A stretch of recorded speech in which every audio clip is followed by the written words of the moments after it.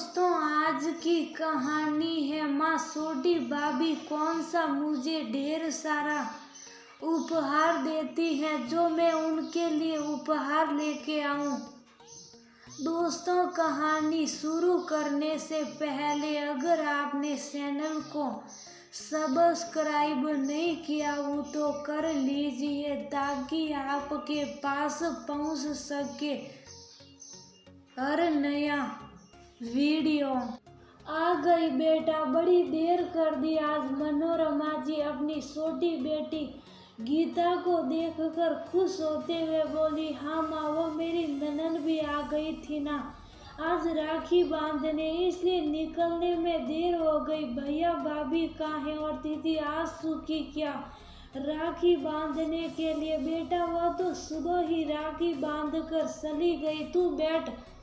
वो तेरी भाभी अपने मायके गई है राखी बांधने, मानव भी उसके साथ ही गया है, बस अभी थोड़ी देर में आ जाएंगे, तब तक तू समर के यहाँ चली जा, वह भी तो तेरी राह देख रहा होगा। चली जाऊंगी माँ, अभी गई तो वह जल्दी आने नहीं देगा, वह छोटी भाभी भी खाना खाने की जिद करेगी। गीता मुंह बिस्काते हुए बोली, हाँ तो क्या हुआ, वह भी तो तेरे भाई भाभी है, यहाँ खाए या वहाँ एक ही बात है। ठीक है माँ, एक काम करो, आप ये सामान यही रख दो, ये बड़े भैया भाभी के लिए है, मैं जाकर आती हूँ। गीता ने एक बैग अपनी माँ को पकड़ाते हुए कहा, क्या लाई है इसमें? मनोरमा जी ने उत्सुकता से पूछा। माँ, भैया के लिए कुर्ता और भाभी के लिए एक सूट है। अब भैया भाभी इतना कुछ देते हैं तो मेरी तरफ से भी तो गिफ्ट बनता है ना। बोलते हुए गीता अपने छोटे भाई भाभी के घर जाने के लिए उठ गई, जो उसी गली में थोड़ी दूरी पर था।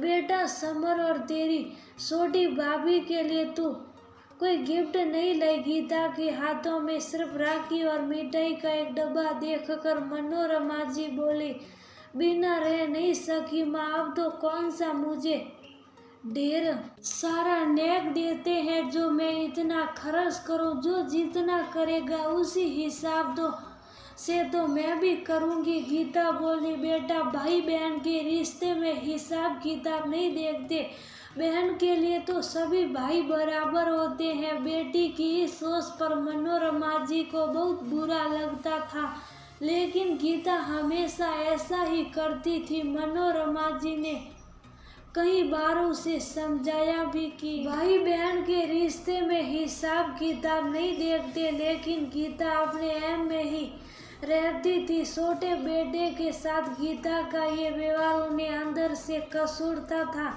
समर की आर्थिक स्थिति इस समय जरा ठीक नहीं थी, क्योंकि जिस कंपनी में वो काम करता था वो बंद हो गई थी। अब वो नौकरी की खोज में था और रोजी रोटी के लिए एक अस्थायी नौकरी कर रहा था। वही मानव का अपना कारोबार था जो अभी तरक्की पर था। खैर, मनोरमा जी ने ज्यादा कुछ नहीं कहा, गीता समर के यहाँ चली गई। समर और उसकी पत्नी गीता को देखकर बहुत खुश हुए, बड़े मन और चाव से उन्होंने राखी बंधवाई। समर ने जब बैग में 1100 का लिफाफा दिया तो गीता ने मुंह बनाते हुए पकड़ा और जल्दी ही वहां से निकल गई। छोटी भाभी खाना खाने की मदवार करती रह गई। शाम को गीता के बड़े भाई भाभी वापस आए तो गीता ने बड़े चाव से उन्हें राखी बांधी और अपनी तरफ से भेंट भी दी थी। मानव ने भी हमेशा की तरह ढेर सारा शगुन दिया, जिसे देखकर गीता का चेहरा खिल उठा। वापस जाते हुए मनोरमा जी ने गीता को इस बार सिर्फ आशीर्वाद दिया तो गीता को अजीब लगा, क्योंकि हर बार तो माँ साड़ी और कुछ ना कुछ शगुन भी देती थी। अगले दिन मनोरमा जी के पास गीता का फोन आया। माँ, आपने हम दोनों बहनों के शगुन में भेदभाव क्यों किया? दीदी बता रही थी कि आपने उन्हें कल इतनी सुंदर साड़ी और कंगन दिए, लेकिन मुझे कुछ नहीं दिया। पता है मुझे कितना बुरा लग रहा है। रूठते हुए गीता बोली, बेटा मैंने सिर्फ एक बार तुम दोनों बहनों को देने में अंदर किया तो तुझे इतना बुरा लग रहा है, और जो तू हर बार अपने दोनों भाई भाभीियों के बीच भेदभाव करती है, तो क्या उन्हें बुरा नहीं लगता? बेटा मेरे लिए तो तुम सभी बच्चे बराबर हो, लेकिन तुम बस रिश्तों को लेन देन से तोलने लगी हो, तो सोचो मुझे कितना बुरा लगता होगा। बेटा किस्मत पलटते देर नहीं लगती, माया तो ढलती फिरती साया है, कब किसका वक्त पलट जाए पता नहीं चलता। लेकिन ये छोटी छोटी बातें हमेशा मन में रह जाती हैं। माँ की बात सुनकर गीता की गर्दन झुक गई। सच में आज उसे अपनी सोच पर शर्म आ रही थी। उसे अपना बचपन याद आ गया, जब दोनों भाई अपना गुल्लक फोड़कर दोनों बहनों के लिए राखी पर गिफ्ट लेकर आते थे। दोनों बहनें भी अपने हिस्से की चॉकलेट खिला मिठाई भी भाइयों को खिला देती थी। साल भर उन्हें इस दिन का इंतजार रहता था। कितने प्यारे थे वो दिन, जब रिश्तों के बीच पैसों का कोई मोल नहीं था। गीता की आंखें नम हो गई थी।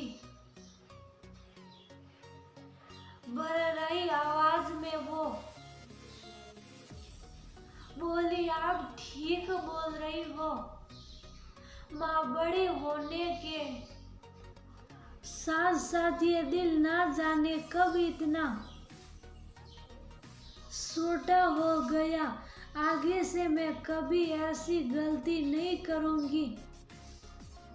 मनोरमा जी के चेहरे पर मुस्कान आ गई। उन्हें ये संतुष्टि थी